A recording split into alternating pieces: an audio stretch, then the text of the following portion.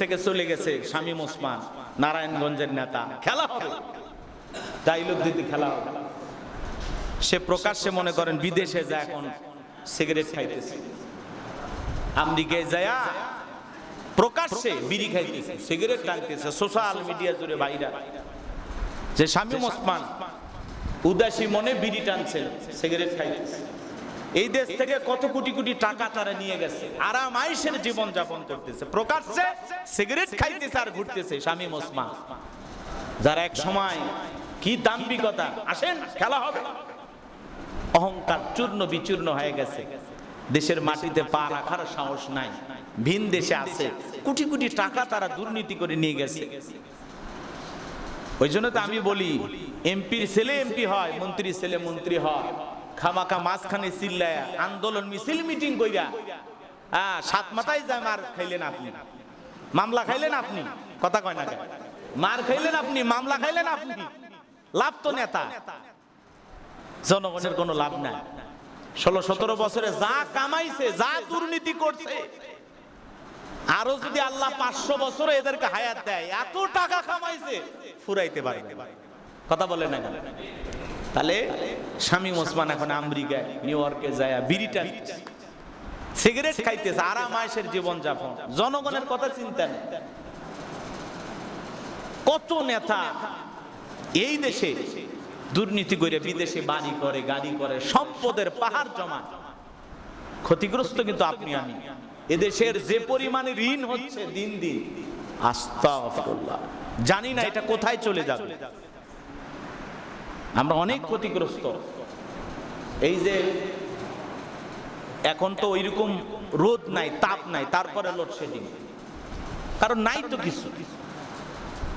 আমরা আগেই ধারণা করেছিলাম, 24-এর এই আন্দোলনের পরে আমরা ধারণা করেছিলাম যে যারা চলে গেছে এমন নেওয়া নিয়ে গেছে যে দেশের কিন্তু কিছু নাই, আগে থেকে আমরা বলছি, সেটার প্রমাণ এই সরকার পাইতেছে যে আসলে কিছুই নাই।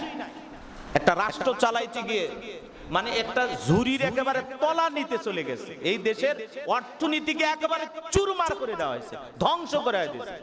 এই যে ব্যাংকগুলোতে টাকা নাই তো, হাকা, কিভাবে ক্ষতিপূরণ হবে আল্লাহ ছাড়া কেউ জানে না। আল্লাহর কাছে দোয়া করেন, আল্লাহ যেন আবারও স্বাভাবিক জীবনে আমাদের ফিরে আসার তৌফিক দান। সকলে বলুন আমিন। এ দেশ আপনার আমার সবার, এ দেশেই আপনাকে আমাকে বসবাস করতে হবে।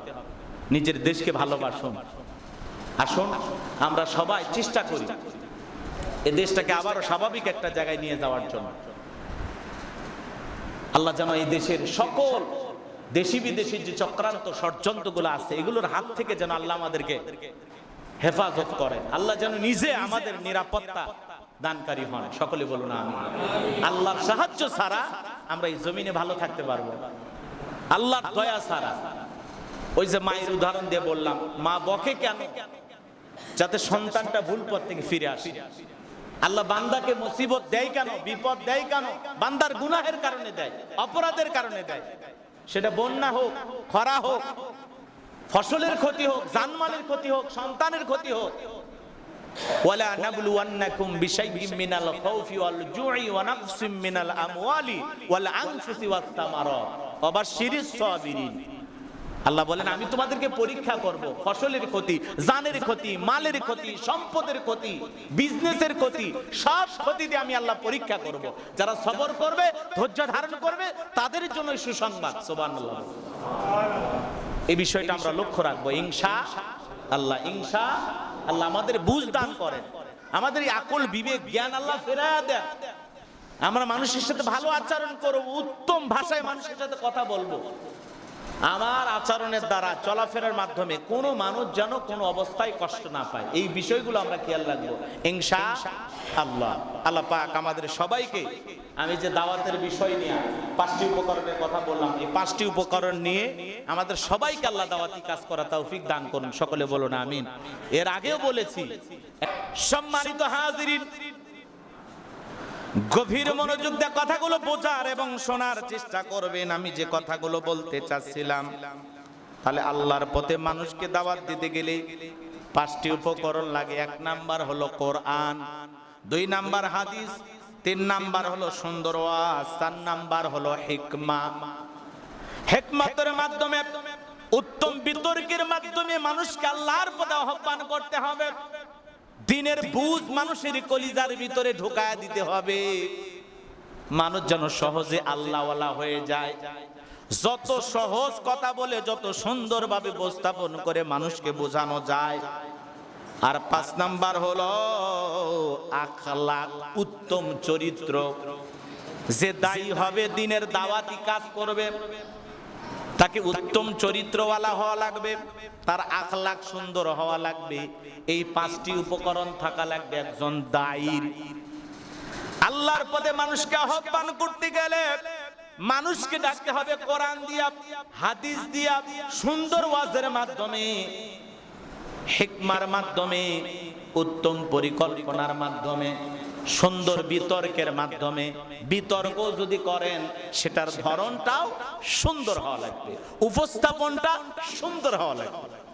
বিতর্কের মাধ্যমে যেন গালিগালাজ না আসে, বিতর্কের মাধ্যমে যেন একজন আর একজনকে এমন ভাবে আঘাত করে, বংশ তুলে গালি দেয়। কথা বোঝেন নাই মনে হয়? আছে না? বংশ তুলে গালি দেয়, এরকম বিতর্ক করা যাবে না। কোরআন সুন্নাহ বুঝলে মানুষ এত বিতর্ক করতো না, এত গালিগালাজ করতো না, একে অপরকে এত দোষারোপ করতো না, একে অপরকে এত হিংসা করতো না, বিদ্বেষ পোষণ করতো না।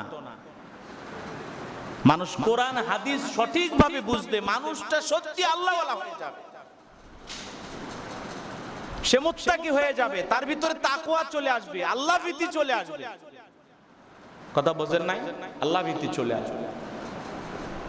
উত্তম ভাবে মানুষকে আল্লাহর পথে আহ্বান করতে হবে, সুন্দর ওয়াজের মাধ্যমে। আপনি যাকে দাওয়াত দেন, নামাজের দাওয়াত দেন, যেভাবে পারেন ভালো কাজ। আমি গত জুমা বলছি, কে একটা গুনাহ করছে, আস্তে করে বলেন যে ভাই আপনি মুসলমান, এই গুনাহের কাজ করেন না, আল্লাহ নারাজ হবে, আল্লাহ বেজার হবে, এমন কোনো কাজ করেন না যাতে আল্লাহ বেজার হয়, এরকম ভাবে বলতে হবে। আপনি যদি ধমক দেন, এই মেয়ে এটা মুসলমান হিসেবে করা যায়, এটা গুনাহের কাজ, আপনি জানেন না, তাহলে কি লোকটা খুশি হবে না ওর ভিতরে আগুন জ্বলবে, উল্টা আপনারা পিটাবে? বলার ধরনটাও সুন্দর হতে হবে, যাতে আপনি এমন ভাবে কথা বলেন লোকটার ভিতরে বুঝটাও ঢুকে যায়, পাশাপাশি অনুশোচনা কাজ করে মানুষটা কি গুনাহ থেকে বিরত থাকে, ফিরে আসে যে ভাই আপনি এত সুন্দর মানুষ, মাশাআল্লাহ আপনার চেহারা সুন্দর, আল্লাহ আপনাকে অনেক ধন সম্পদ দিয়েছে, মেয়ের বিয়ে দিচ্ছেন, ছেলের বিয়ে দিচ্ছেন, ভালো, এই গান বাজনা না হইলেও ভালো হয়, আপনি তো মুসলমান ভাই, আপনাকে জ্ঞান দেওয়ার মতো জ্ঞান আমার নাই, কিন্তু আপনার মেয়ের বিয়েতে গান হবে, আপনার ছেলের বিয়েতে গান হবে, আপনি একটা সম্ভ্রান্ত মানুষ, ব্যবসায়ী, টাকাওয়ালা, এটা না করলেও পারতেন, এটা গুনাহের কাজ, না করাই ভালো। এমন দরদ নিয়ে বললেন, ওই লোকটা দেখা গেল সাথে সাথে বলবে এ বক্স বন্ধ কর, ফেরত দুই আয়, এ তো ভালো কথা বলছে, কথা বোঝেন নাই? এইভাবে বলতে হবে দরদ নিয়ে। লোকটা সিগারেট খাচ্ছে, মদ খাচ্ছে, আপনি তাকে উপদেশ দেন যে ভাই আপনি না খেলেও পারতেন, কথা কয় না, বলা যায় না, জোরে বলেন, বলা যায় না? বলার ধরনটা সুন্দর হওয়া লাগে যে ভাই এটা অপচয়, টাকা পয়সা